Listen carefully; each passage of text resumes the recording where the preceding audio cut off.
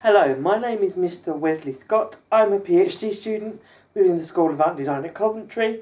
I'm just going to spend about 15 or 20 minutes talking with you about my research, which is entitled Understanding the Needs of Users with Disabilities when Working with Designers. During this research, I have been very lucky to be supported by David Derling as my Director of Studies, Andre Woodcock as my first supervisor, and Dina McDonough as my second supervisor. Okay, so a little overview of the presentation. We've got an introduction. I'm going to outline the knowledge gap. I'm going to talk about my aims and objectives. And then I'm going to move on to talk about my methodology, which includes information on sampling strategy, data collection and data analysis. And then we're going to get on to the good stuff, the results. So what did I find out? What's it all been about? We're going to talk about the limitations of the study. I'm going to go into a bit more detail about my results in the discussion. I'm going to talk about some conclusions and draft guidelines. Okay, so what does this presentation have in it? Well, it provides key findings from a pilot study which was conducted to assess how users are treated as part of design and evaluation processes. Specifically, it had a focus on the methods used to support design and evaluation processes and whether these were accessible to users that have specific critical additional needs. Now, I hear you say, I've never heard that, Wesley. What does that mean? Well, SCAN basically means specific critical needs. And we all have needs. For example, the need to go to the toilet or the need to go to sleep. They are critical needs. They have to be met in order to maintain our way of being on this earth. But there are some folks that have additional critical needs. For example, they may need help to eat, help feeding themselves so that they can eat. Okay, so where's the knowledge gap? Well, I acknowledge and I am grateful for the contributions of the research that's been conducted by Cambridge, iDesign Free and the Helen Research Centre.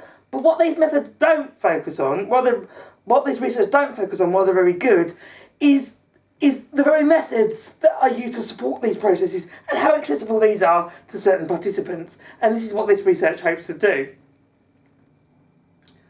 Okay, so the overall aim of the research, what was my overall aim? Well, it was produce guidelines to hopefully support designers to enable them to make reasoned methodological choices when working with SCAN users. So, for example, we might say in the guidelines, people with cerebral palsy, if they have trouble with writing, you might not want to use a questionnaire, for example. And there was a secondary aim, because it was a pilot study, we had to check that all the research materials were fit for purpose. Okay, so the objectives. One of the objectives was to identify key themes and recommendations that would form the basis of guidelines that would enable designers to make reasoned methodological choices when working with SCAN participants. We also had to determine the optimal way of working with different groups of users that have these needs. Okay. Right, so sampling strategy. Well, it was a very opportunistic sample. I used chain or snowball sampling to recruit my participants. With it being a pilot study, 9 research participants were used, 1 for each of the groups, 1 for each of the research groups. And as a result, 9 interviews were conducted with 1 being over the telephone and 8 being face-to-face. 8 met the exclusion and inclusion criteria, which meant they produced enough information. They stated enough information in order for it to be analysed and make a meaningful set of data. Participants were grouped in terms of their primary disability based on self-disclosure. Okay, so how do we collect the data? What do we ask our participants to do? Well, we sat them in this very room, believe it or not, and this room is actually a usability lab here at Coventry University, and we conducted a semi-structured interview with them.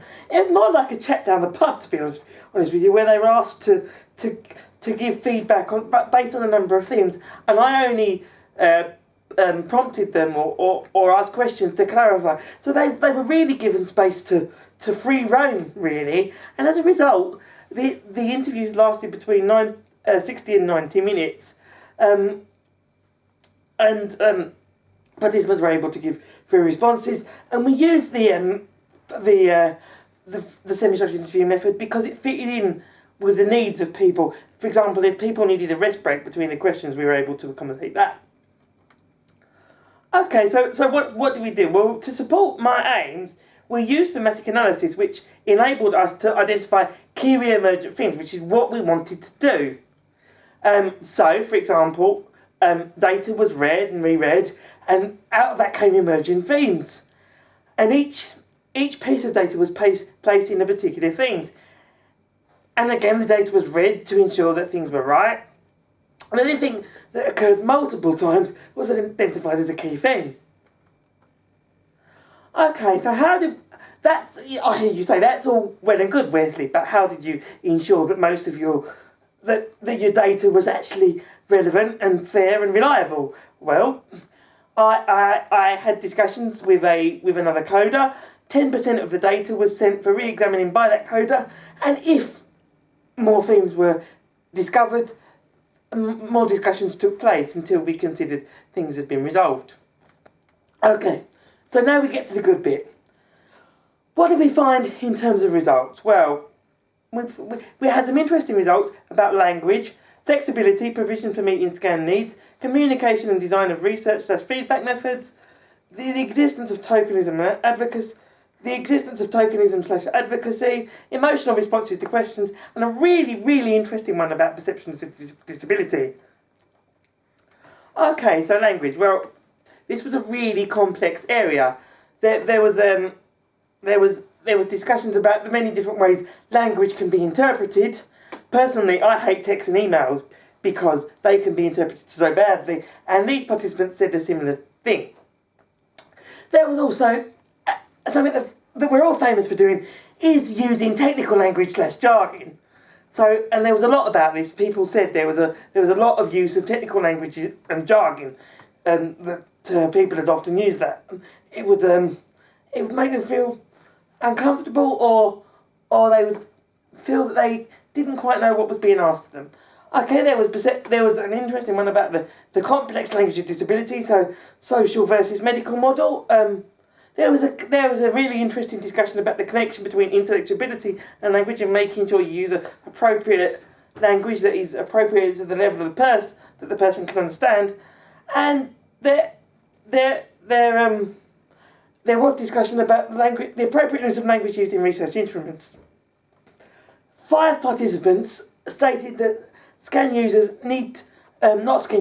designers need to be flexible when they work with scan users. So that's inflexible in terms of how they approach the thing, what they do, what they don't do, even in terms of not having a beard for a deaf participant, you know. So it was little things like thinking outside the box, and it also, going on from that, was encouraging that at least 5 of the participants reported that designers knew, or researchers knew, that they had to make provision, or provision was already made. For example, the provision of large print research materials.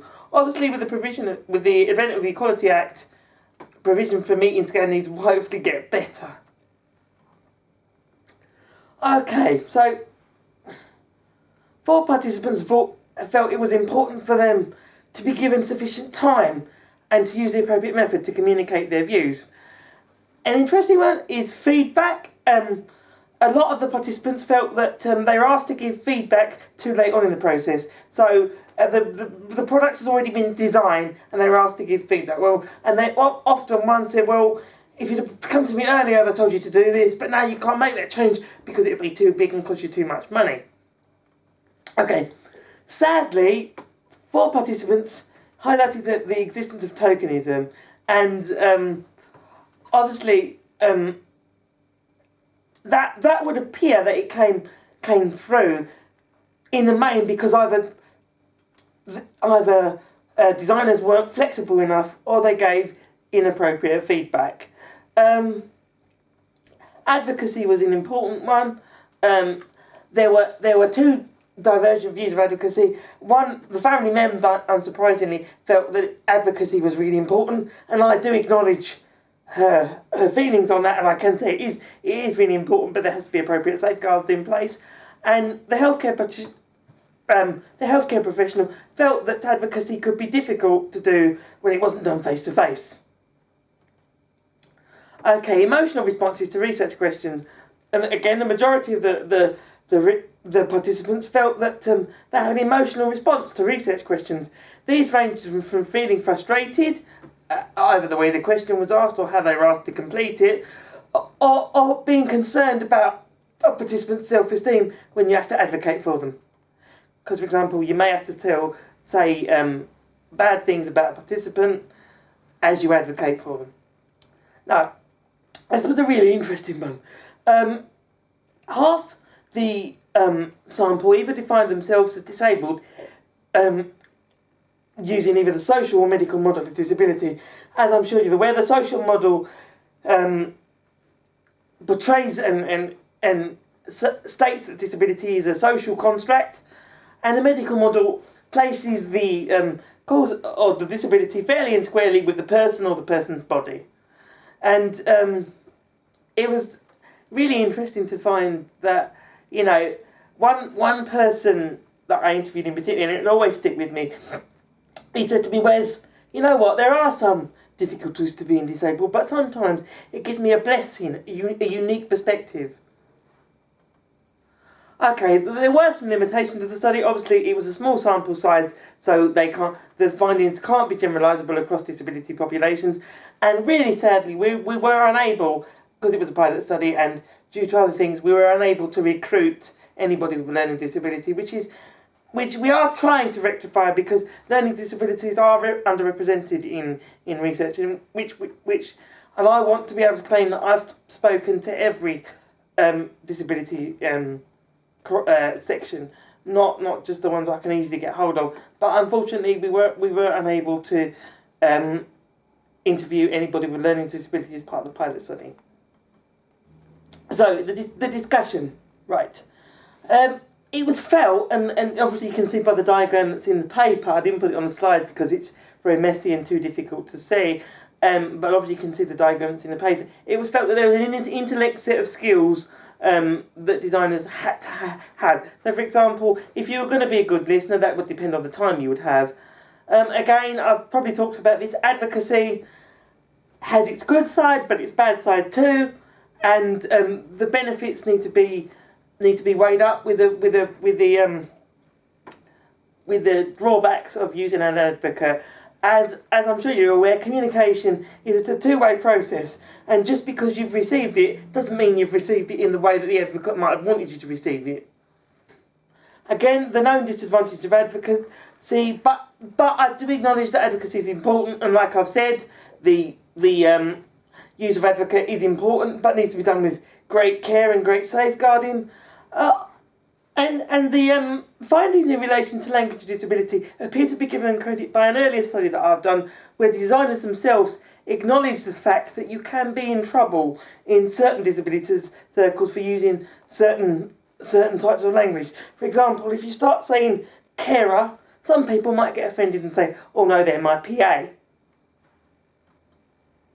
Okay, so what did people feel that designers could benefit from some guidelines on?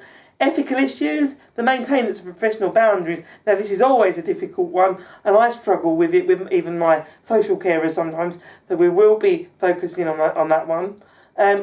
Involving a proxy, obviously, as I've already mentioned. Putting the scan participant at ease and making them feel valued and like you actually need their input with things. And also, designers need an awareness of how multiple conditions may affect scan users, obviously. And they also need to be made aware of using language that's appropriate to the level of the person, empathy, not having preconceptions. And that's a really important one, because if you have preconceptions can sometimes be dangerous. Okay, so concluding thoughts. So, we can see that designers could benefit from some guidance when working with scan users. That's obvious, as what I've discussed in the previous slides.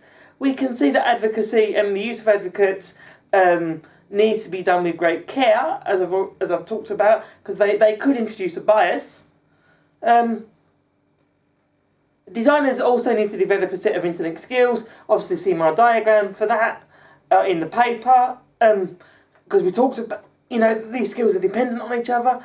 And obviously, language, in particular the complex language, the complex language of disability needs to be used with great care. In fact, you might want to ask participants what they want to be referred to as before you start working with them.